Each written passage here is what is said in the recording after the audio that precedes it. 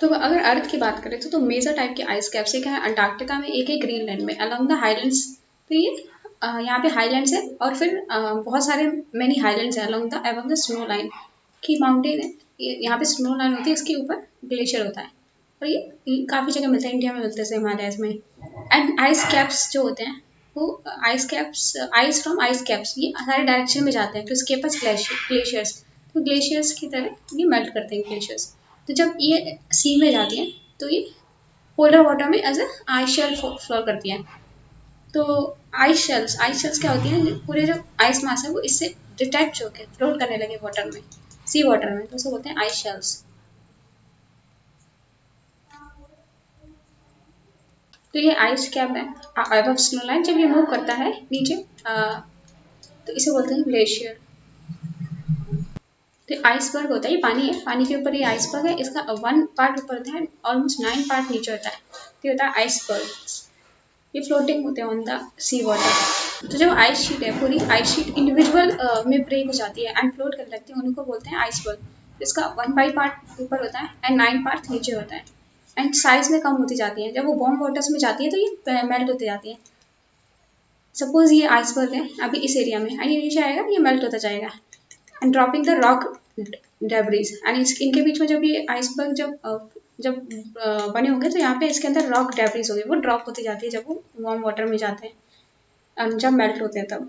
तो इंडिया में ice as I थी, हमने देखा था आइस एज में से पूरा अर्थ में आइस थी। अभी क्या है, परमानेंट स्नो कवर है north pole and south pole में, हैवी स्नोफॉल होती है यहाँ पे। एंड यहाँ पे कुछ इनफेक्टिव कुछ मेल्टिंग भी होती है, एवेपोरेशन भी होता है समर में, लेकिन वो जो भी मेल्ट होता है वो रात में फिर से रीफ्रीज हो जाता है। एंड जो रीफ्रीजिंग होती है, दिन में मेल्टिंग रात में रीफ्रीजिंग, उसकी वजह से हार्ड ग्रैनुलर सब्सटेंस हो जाते हैं, हार्ड ग्रैनुलर सब्सटेंस बोल जाते हैं, इनको बोलते हैं नीव और फर्न। नीव ऑन फर्न हमने देखा था कि अगर सीधे डायरेक्ट आसमान से अगर बारिश होती है, सीधे स्नो फॉर्म होती है, तो वो काफ़ी सॉफ्ट होते हैं, स्नोफॉल हो रही है। एंड अगर अगर जो ग्रैनुलर्स आके फिर अर्थ पे बाद में फ्रीज करते हैं तो वो थोड़े हार्ड होते हैं। इन द सेम वे ये बात पहले क्या होती, मेल्ट हुई, मेल्ट के फिर रात को स्नो में रात में फिर से फ्रीज हो गए, फिर मेल्ट हुई, फिर फ्रीज हुई, तो एक हार्ड ग्रैनुलर सब्सटेंस बनाते हैं, इसको बोलते हैं नीव और फर्न। एंड फिर जो ग्रेविटेशनल फोर्स होते हैं वो क्या करते हैं, ग्रेविटेशनल फोर्स होते हैं इस स्नो को, जो स्नो अभी आइस इसे स्नो लाइन के ऊपर है, तो ग्रेविटेशनल फोर्स इसको नीचे पुश करते हैं, तो जब ये स्नो नीचे मूव करती है तो उसको बोलते हैं ग्लेशियर। तो ग्लेशियर फ्लो बोलते हैं इसे, flow of the glacier, river of the ice. तो जो हमने नीव और फर्न देखा, ये रफ ग्रैनुलर होते हैं एंड इन्हें बोलते हैं snow on the way, snow on the way, and they are to become glacier ice. And इनका जो फॉर्म होता है, इट इज बिटवीन द, इनकी स्टेट स्नो एंड आइस के बीच में होती है, स्नो एंड आइस के बीच में स्टेट होते हैं, नीव और फर्न की स्टेट स्नो एंड आइस के बीच में होती है, क्योंकि फिर से मेल्ट हुए, फिर से फ्री फ्रीज हुए, तो काफी हार्ड बन जाते हैं एंड इनकी स्टेट स्नो एंड आइस के बीच में होती है। तो ग्लेशियर्स क्या होते हैं, ये टंग का शेप लेते हैं एंड ये ब्रॉड होते हैं एट द सोर्स, तो यहाँ पे बहुत ज्यादा ब्रॉड होते हैं एंड नीचे धीरे धीरे धीरे नैरोअर होते जाते हैं। एंड फिर ये ग्लेशियर को लिक्विड नहीं होते हैं, लिक्विड नहीं होते, लेकिन ये ग्रेजुअली मूव करते हैं, ये ग्रेजुअली मूव करते हैं, लिक्विड की तरह बहुत ज़्यादा फास्ट मूव नहीं करते हैं। And under the continual pressure, एक तो इनका क्यों मूव करते हैं, एक तो ग्रेविटी लग रही है, ऊपर से ग्लेशियर बनता जा रहा है, तो एक्यूमुलेशन पेपर एक्यूमुलेटेड प्रेशर ऊपर से आ रहा है, तो जिसकी वजह से एक तो ग्रेविटी की वजह से और एक एक्यूमुलेटेड प्रेशर ऊपर बिल्डअप होता जा रहा है, जिसकी वजह से ये मूव करते हैं, लिक्विड की तरह ही बहुत स्लो मूव करते हैं, जेंटली मूव करते हैं।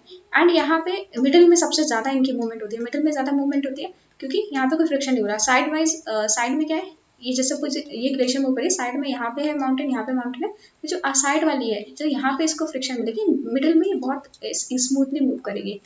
तो तभी ये जो एंड मोरेन बनते हैं वो कुछ इस शेप के बनते हैं। ये इससे पता चलता है कि बीच में ये बहुत तेजी से मूव करिए, साइड में थोड़ा फ्रिक्शन मिल रहा है क्योंकि यहाँ पे माउंटेन्स है, यहाँ पे, तो इसलिए साइड में थोड़े फ्रिक्शन मिलता है एंड वैली साइड में काफ़ी फ्रिक्शन मिलता है। एंड सबसे ज़्यादा मूवमेंट क्या होता है, मिडिल में सबसे मूवमेंट ग्रेटेस्ट होता है। एंड ये होता है मूवमेंट ऑफ ग्लेशियर। पिडमैन ग्लेशियर होता है कि बहुत सारे ग्लेशियर्स हैं, बहुत सारे ग्लेशियर्स आगे आगे तो आ रहे हैं, बहुत हाई वेल्थ यहाँ पे नैरो होते जा रहे हैं, लेकिन एट द माउथ पे आके ये एकदम ये इकट्ठे होते जाते हैं, तो बहुत सारे ग्लेशियर एक साथ मिलते जाते हैं एट द माउथ, तो इसे बोलते हैं पिडमॉन्ट ग्लेशियर। तो इस ग्लेशियर को बोलते हैं इतना वाइड हो जाते हैं, सेवरल ग्लेशियर्स कन्वर्ज हो जाते हैं, एक्सटेंसिव आइस माइस बनाते हैं, इसे बोलते हैं पिडमॉन्ट ग्लेशियर। फिर सर्क ग्लेशियर्स होते हैं, कि बहुत सारे माउंटेन्स हैं एंड ये अपना जो एक डिप्रेशन क्रिएट किया है, यहीं पे अपने सारे आइस लेके आ रहे हैं, इसे बोलते हैं सर्क ग्लेशियर।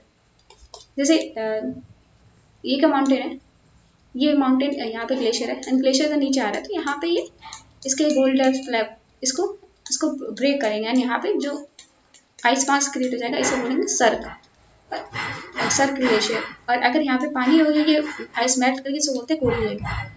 तो स्नो एंड आइस एक्यूमुलेशन हो जाता है बिकॉज यहाँ पे क्या हुआ, बहुत ज़्यादा इरोड कर गया इस वाले सरफेस को, तो इसे बोलते हैं सर्क ग्लेशियर। तो वैली ग्लेशियर क्या होता है कि दो माउंटेन है, इनके बीच में वैली कन्फाइंड है, इसको बोलते हैं वैली ग्लेशियर। तो वैली ग्लेशियर माउंटेन्स के बीच में वैली ग्लेशियर ऐसे होते हैं वैली ग्लेशियर। फिर आप landform of glacier highland glacier से ग्लेशिएशन देखिए, glaciation it give rise to erosional features होते हैं जैसे हाईलैंड्स एंड डिपोजिशनल फीचर्स। तो इससे क्या होता है, दो प्रोसेस से ये लैंड को इरोड करती है, एक होती है प्लकिंग, एक एब्रेशन। प्लकिंग की वजह से होती है, ग्लेशियर क्या होती है, जैसे ये ग्लेशियर है तो ये नीचे डाउनवर्ड मूव करती है एंड ये क्या करती है, जैसे यहाँ पे कोई क्रैक है तो क्रैक में ये ग्लेशियर जाएगी एंड जॉइंट्स में घुस जाएगी and bats of underlying rock इसको टीयर आउट कर देगी एंड इंडिविजुअल ब्लॉक्स में से कैरी आउट करेगी, ड्रैग देम अवे। सो ये ग्लेशियर जाएगा एंड ये क्रैक्स में घुस जाएगा, उसे टीयर अप करेगा एंड उसे आगे मूव करेगा एंड फिर ये होता है एक ग्लेशियर से एब्रेशन से क्या होता है कि ये ग्लेशियर है, ग्लेशियर ऊपर से आ रहा है तो ये नीचे वाला एरिया है, इसको एब्रेट इसके जो पेबल्स होंगे एंड इसको एब्रेट करता जाएगा, तोड़ता जाएगा नीचे इसको गहरा करता जाएगा, इसमें ड्रैग एंड वैली फ्लोर को कार्व आउट करता है, इसमें डेब्री फ्लोर्स हो जाएंगे, इसे बोलते हैं एब्रेशन। तो सर्क एंड कोरी एंड CWM कैसे बनता है, जैसे एक माउंटेन है एंड माउंटेन ये इरोड कर दिया है, एब्रेशन हो गया, इसका इरोजन हो गया एंड फिर यहाँ पे जब इरोजन हो गया, जब यहाँ पे आइस जब एक्यूमुलेट होगी तो ये बहुत ही ज़्यादा हाई प्रेशर, इसके ऊपर आइस के ऊपर आइस तो हायर ग्रेनुलर मास बनेगा जिसको बोलेंगे फर और नीव। इस स्नो नहीं बोलेंगे क्योंकि बहुत ज़्यादा प्रेशर से ये जा रही है, तो फर और नीव बोलेंगे, तो यहाँ पे हो जाएगा एंड इसको बोलेंगे कोरी, इसको बोलते हैं सर्क। अगर आप फ्रेंच में हो तो इसे सर्क बोलेंगे एंड CWM इसे वेल्स में बोलेंगे एंड कोरी बोलते हैं इसे स्कॉटलैंड में, तो कोरी बोलते हैं इसको स्कॉटलैंड में। तो यहाँ पे डिप्रेशन क्रिएट हो जाता है, यहाँ पे नीव और फर एक्यूमुलेट होती रहती है। तो यहाँ पे क्या होती है, यहाँ पे आइस इवेंचुअली मेल्ट करती रहती है, इसे कोरी लेक और टान बोलते हैं। अगर ये मेल्ट हो जाती है आइस यहाँ पे तो इसे कोरी लेक और टान बोलते हैं। तो अगर आइस मेल्ट हो जाती है तो इसे कोरी लेक और टान बोलते हैं। एरिड और पिरामिड पीक क्या होता है, ये हॉर्न होता है, हॉर्न, और इसे पिरामिडिकल पीक बोलते हैं। इससे बहुत सारी एरिड निकलती है, तो माउंटेन के बीच में बहुत सारी एरिड निकलती है एंड इनके बीच में होते हैं कोरी लेक। तो ये होती है एरिड्स एंड ये होता है हॉर्न और इसे पिरामिडिकल पीक बोलते हैं, और जो लाइन्स उन्हें बोलते हैं एरिड। सो वर्डशुंड क्या होता है, जैसे ये ग्लेशियर है एंड यहाँ पे क्या हो रहा है, यहाँ पे आइस एक्यूमुलेटेड है एंड बीच में एक गैप हो जाता है, ज़्यादातर समर में होता है, क्योंकि विंटर में क्या होता है जब आइस मेल्ट होती है तो फिर से स्नोफॉल होती है, फिर भर जाता है, लेकिन विंटर्स में क्या होता है, ये वर्कशुंड ऐसे ही रहता है विंटर्स में, एंड विंटर्स में ये खाली रहता है, तो ये काफ़ी ऑब्स्टेकल होता है क्लाइंबर्स के लिए।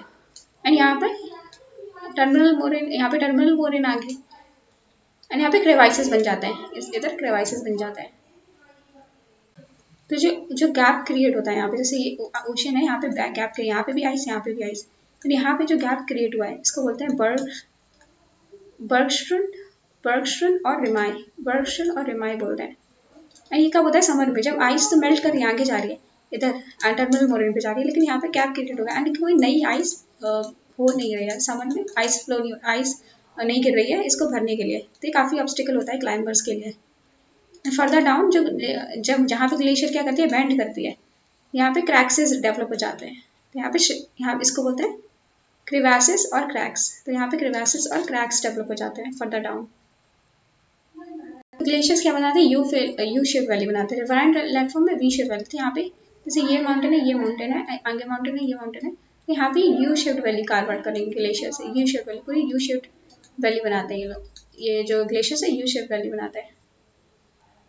तो ट्रंकेटिंग पर्स होगा, इसको काटेगा एंड यू शेप वैली बनाएगा एंड काफ़ी वाइड फ्लैट फ्लोर बनेगा विद वेरी स्टीप साइड, बहुत ज़्यादा स्टीप साइड्स होंगे इसके, यू शेप वैली बनेगी। तो जो माउंटेन्स के बीच में काट के यू शेप वैली बनी है, जब यहाँ पे यू शेप वैली में जब पानी पिघल के आ जाएगा तो उसे रिबन लेक बोलते हैं, रिबन लेक या ट्रफ लेक या finger lake. Ribbon lake, trough lake और फिंगर लेक, इनको रिबन लेक, ट्रफ लेक या फिंगर लेक्स बोलते हैं, इसमें पानी एक्यूमुलेट हो जाता है। ग्लेशियर लेक वैली है, यहाँ पे माउंटेन है, यहाँ पे ग्लेशियर्स वैली है। एंड इस glacier valley, main glacier valley के ऊपर कोई वैली हैंग करे तो उसे बोलते हैं हैंगिंग वैली। तो main glacier valley, U shape valley के ऊपर कोई वैली हो तो उसे बोलते हैं हैंगिंग वैली। जैसे ये मेन यू शेप वैली है, मेन यू शेप वैली है। एंड यहाँ पे क्या हो रहा है, यहाँ पे ऊपर यहाँ पे कुछ वैलीज बन गई है, जैसे ट्राइब्यूटरीज होती है उसी तरीके से वैलीज होती है। यहाँ पे अगर यहाँ पे ये स्नो है, हैंगिंग वैली में स्नो है, ये मेल्ट कर जाएगी तो यहाँ पे ये वाटरफॉल्स बनाते हैं। तो यहाँ पे नेचुरल हाइड्रोइलेक्ट्रिक पावर जनरेट कर सकते हैं हैंगिंग वैली से। हाइड्रोइलेक्ट्रिक पावर के लिए इंपॉर्टेंट होती है hanging valleys. Rock basin, rock structure से ये रॉक है एंड ये ग्लेशियर्स के ऊपर मूव कर रहा है। ये जो है इसे इरेगुलर मैनर में इसको ब्रेक करेगा। इरेगुलर मैनर में क्यों? क्योंकि इस रॉक की डिफरेंट प्रॉपर्टीज हो सकती हैं एंड ये डिफरेंट तरीके से ग्रैनुलर्स इसको ब्रेक करेंगे। तो इरेगुलर मैनर में ये जो इसको ब्रेक करता है एंड जब ये मेल्ट कर जाता है तो कहीं कहीं यहाँ पे लेक्स भी बन जाते हैं, कहीं कहीं डिप्रेशन में लेक्स भी बन जाते हैं। इसे बोलते हैं रॉक स्टेप्स। तो ये जो इरेगुलर मैनर में इसको ब्रेक करता है तो कुछ ऐसे स्टेप्स तरीके के स्ट्रक्चर हो जाते हैं, जिसे बोलते हैं रॉक स्टेप्स और रॉक बेसिन। रॉक स्टेप और रॉक बेसिन। तो मोरेन्स क्या होते हैं? हमने देखा था कि एक थाउ साइकिल होती है, फ्रीज एंड थाउ। जैसे ये कोई रॉक है तो रॉक में क्रैक डेवलप हो गया, यहाँ पे क्या होगा, पानी मेल्ट करेगा एंड इसमें क्रेवाइसेस डेवलप कर देगा एंड ये बढ़ती जाएगी एंड ये दो पार्ट में टूट जाएगा एंड यही बहुत सारे पार्ट्स में टूट के ग्लेशियर इनको अपने साथ ले जाती है एंड ये बाद में जाके डिपोजिट करती है। अगर ये डिपोजिशन कर रही है एंड पे, अगर ये ग्लेशियर है, यहाँ पे माउंटेन है ऐसे, तो ये एंड यहाँ पे माउंटेन्स है, तो यहाँ से एक अगर ग्लेशियर आ रहा है, यहाँ से ग्लेशियर आ रहा है एंड जहाँ पे ये मिल रहा है उसे बोलते हैं मीडियल मोरेन। उसे बोलते हैं मीडियल मोरेन। एक ग्लेशियर यहाँ से आ रहा है, एक ग्लेशियर यहाँ से आ रहा है, दोनों मिल रहे हैं मीडियल मोरेन एंड जो साइड में डिपोजिट करा है इसे बोलते हैं टर्मिनल मोरेन। यहाँ पे साइड में टर्मिनल मोरेन एंड बिल्कुल एंड में जो डिपोजिशन करा है सो एंड मोरेन और टर्मिनल मोरेन। साइड में करता है उसे लेटरल मोरेन बोलते हैं एंड में करता है उसे टर्मिनल मोरेन बोलते हैं। फिर इसके बाद खत्म हो जाता है ग्लेशियर, पानी मेल्ट कर होता है, इसे बोलते हैं आउटवॉश प्लेन। इसे बोलते हैं आउटवॉश प्लेन।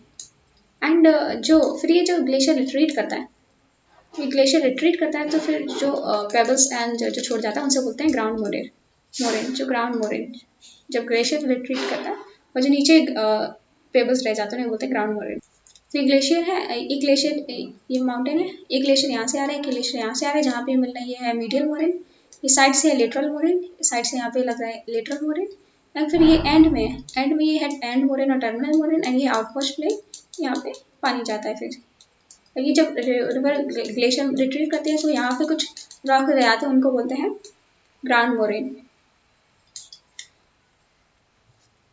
ग्लेशियर्स यहाँ से आया एंड यहाँ तक आया, फिर ये रिट्रीट करेगा ग्लेशियर तो फिर यहाँ पे एंड मोरेन बनेगा, यहाँ पे एंड बनेगा, तो इसे बोलते हैं रिसेशनल मोरेन्स की एंड मोरेन बार बार बन रहा है, यहाँ पे बन रहा है, यहाँ पे बन रहा है, तो इसे बोलते हैं रिसेशनल मोरेन्स। यहाँ पे ग्लेशियर आ रहा है, यहाँ पे एंड मोरेन्स बना रहा है, तो इसे बोलते हैं रिसेशनल मोरेन्स।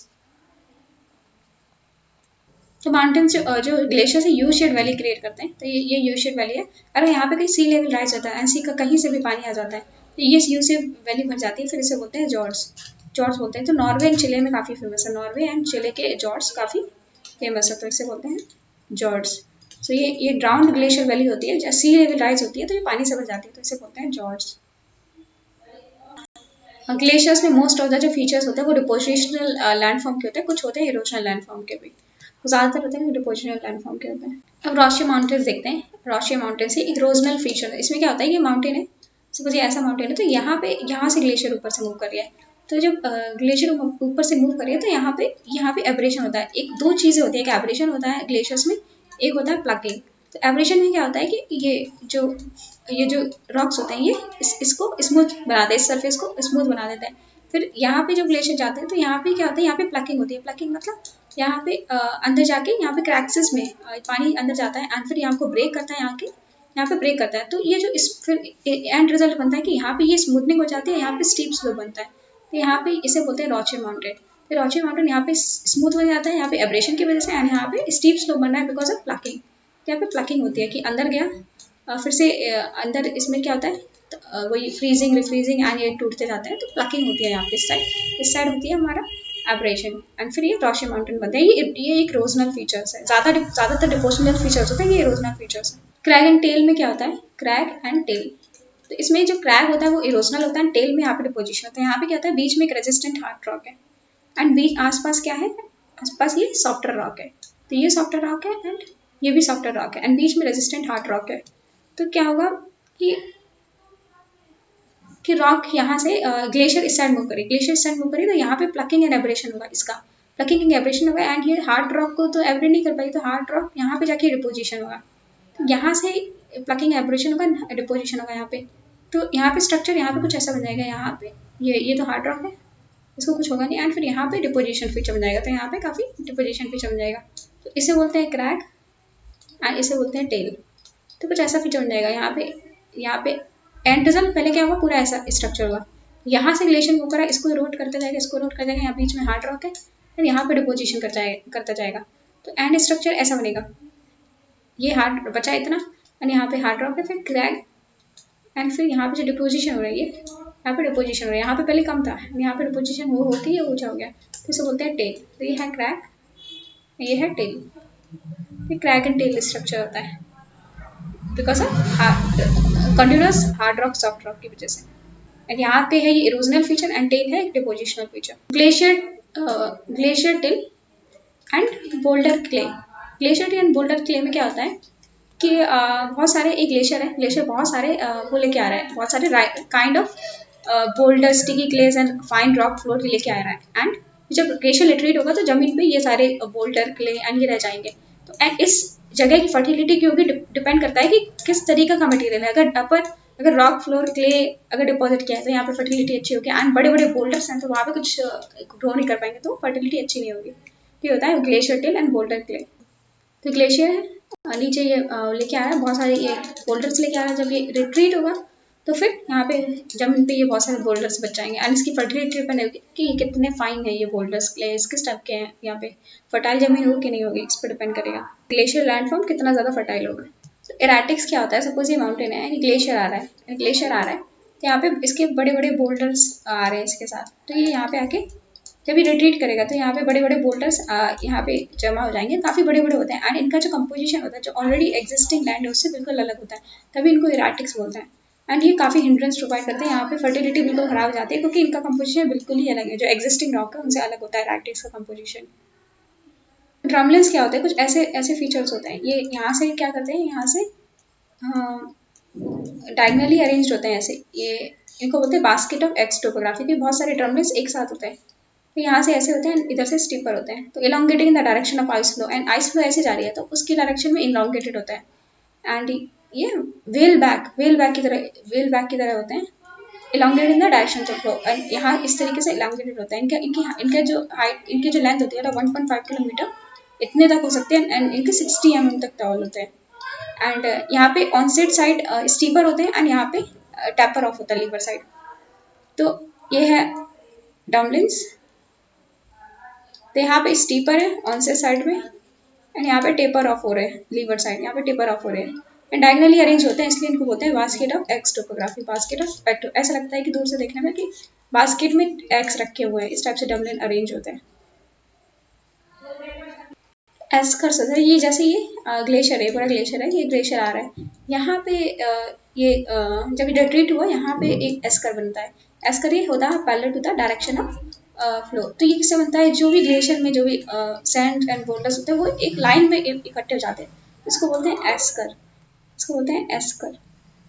एस्कर में ये नॉर्मली ग्लेशियर मटेरियल्स होता है, ग्लेशियर मटेरियल जैसे सैंड, ग्रेवल्स, जो कौन लेके आता है, melt water currents. Glacier tunnels में, ये ग्लेशियर टनल्स बोलते हैं, मेल्ट वाटर चैनल से जो सैंड्स एंड ग्रेवल्स आते हैं उनमें बनते हैं एंड ये यहाँ पे वाटर स्ट्रीम क्या होती है, मेल्ट होती है एंड इनका ओरिएंटेशन पैरेलल होता है तो direction of glacier flow and इनकी लेंथ कम से कम कभी कभी 100 किलोमीटर्स तक होती है, बहुत ज़्यादा बड़े होते हैं ये एस्कर्स। फिर ग्लेशियर है, ग्लेशियर ये मेल्ट हुआ एंड यहाँ पे ये है टर्मिनल मोरेन एंड मोरेन। फिर यहाँ पे क्या हुआ, छोटी छोटी स्ट्रीम्स निकलेंगी एंड छोटी छोटी स्ट्रीम लगेगी, यहाँ बिल्कुल फाइन सेडिमेंट्स, बड़े बड़े सेडिमेंट्स यहाँ पे डिपॉजिट होंगे, यहाँ पे बिल्कुल फाइन सेडिमेंट डिपॉजिट होंगे एंड एग्रीकल्चर के लिए काफ़ी अच्छा होता है। यहाँ पे पोटैटो एंड काफ़ी एग्रीकल्चर प्रॉपर्टीज होती है इस एरिया में, बिल्कुल फाइन सेडिमेंट्स डिपॉजिट होते हैं इन रिवर्स चैनल के थ्रू। ग्लेशियर जब मेल्ट होती है यहाँ पे आके एंड काफ़ी फाइन सेडिमेंट डिपॉजिट करती है। तो कैटल लूप क्या होता है, जैसे अगर कहीं भी डिप्रेशन क्रिएट हो जाता है वहाँ पे सेडिमेंट प्लस कुछ वाटर डिपॉजिट हो जाता है, सेडिमेंट भी लेके आ गए, वाटर भी डिपॉजिट हो जाएगा, उसे बोलते हैं कैटल लेक। इन लेक्स को बोलते हैं कैटल लेक्स। कि आइस अब ये रिट्रीट हो रहा है, ग्लेशियर रिट्रीट हो रहा है मतलब मेल्ट हो रहा है, तो जहाँ जहाँ डिप्रेशन होंगे वहाँ वहाँ पानी इकट्ठा हो जाएगा, इनको बोलते हैं कैटल लेक्स, इनको बोलते हैं कैटल लेक्स। केम्स कैसे बनते हैं, सपोज ये ग्लेशियर है एंड ये भी ग्लेशियर है, इसके बीच में सैंड एंड ग्रेवल्स है, एंड ये क्या करेगी, इसको बिल्कुल इसको बिल्कुल शेप में लेके आएगी ऐसे, एंड जैसे यहाँ पे कुछ था इसको ऐसे कर दिया, तो इसे बोलते हैं, ये जो हिलॉक्स होते हैं राउंडेड हिलॉक्स, इसे बोलते हैं केम्स, इसे बोलते हैं rounded hillocks and kames and kettle मिलकर बनाते हैं kames and kettle topography. Kames क्या होते हैं, राउंडेड हिलॉक होते हैं सैंड एंड ग्रेवल्स के, and they cover a part of the plain, and kames and kettles को एक साथ बोलते हैं केम्स एंड कैटल टोपोग्राफी। तो हिलॉक्स होते हैं, राउंडेड हिलॉक्स होते हैं किसके, सैंड एंड ग्रेवल के, उसे बोलते हैं केम्स।